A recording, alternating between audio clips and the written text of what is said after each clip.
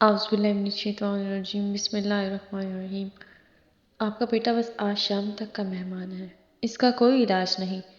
Doctor کے یہ الفاظ سن کر مولانا رو پڑے، اپنے بیٹے کو گھر لے کر آئے۔ گھر میں کھڑے اپنی بیٹی کی تیمارداری کر رہے تھے کہ دروازے پر دستک ہوئی۔ مولانا دروازے پر گئے، باہر ایک بوڑھے شخص کو کھڑے پایا۔ حضرت نے سلام و دعا کی، بات پوچھا، بابا جی خیریت سے آئے ہو؟ وہ کہنے لگا، خیریت سے کہاں آیا ہوں، ہمارے علاقے میں ایک قادیانی مبلغ آیا ہوا ہے، وہ لوگوں کو گمراہ کر رہا ہے، پوری امت گمراہ ہو رہی ہے اور آپ گھر میں کھڑے ہیں۔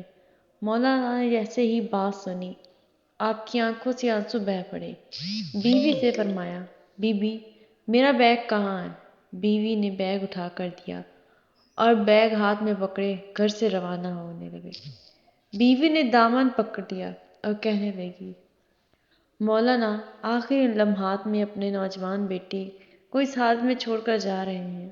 مولانا نے آسمان کی طرف نظریں اٹھائی اور رو کر روانہ ہونے لگے تو جاں بلب بیٹے نے کہا، میں آج کا مہمان ہوں، چند لمحے تو انتظار کر لیجیے، میری روح نکل رہی ہے، مجھے اس حال میں چھوڑ کر جا رہے ہیں۔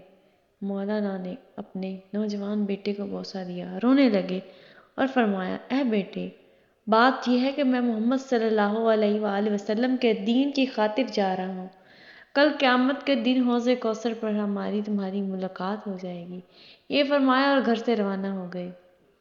اڈے پر پہنچے، ابھی بس میں بیٹھے ہی تھے کہ چند لوگ دوڑے آئے اور کہنے لگے، مولانا آپ کا بیٹا فوت ہو جائے گا، اس کا جنازہ پڑھاتے جائیں۔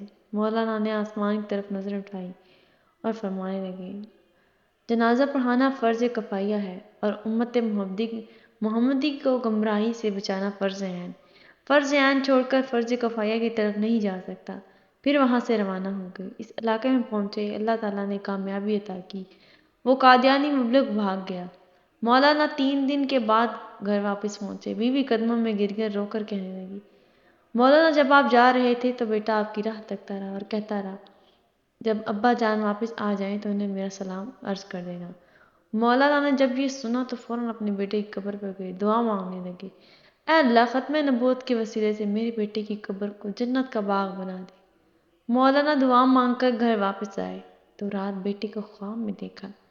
بیٹے نے اپنے ابا سے ملاقات کی اور کہا، رب محمد صلی اللہ علیہ وآلہ وسلم کی قسم، ختم نبوت کے وسیلے سے اللہ تعالیٰ نے میری قبر کو جنت کا باغ بنا دیا۔ ختم نبوت کے اس مجاہد کو دنیا مولانا غلام غوث ہزاروی رحمۃ اللہ علیہ کے نام سے جانتی ہے۔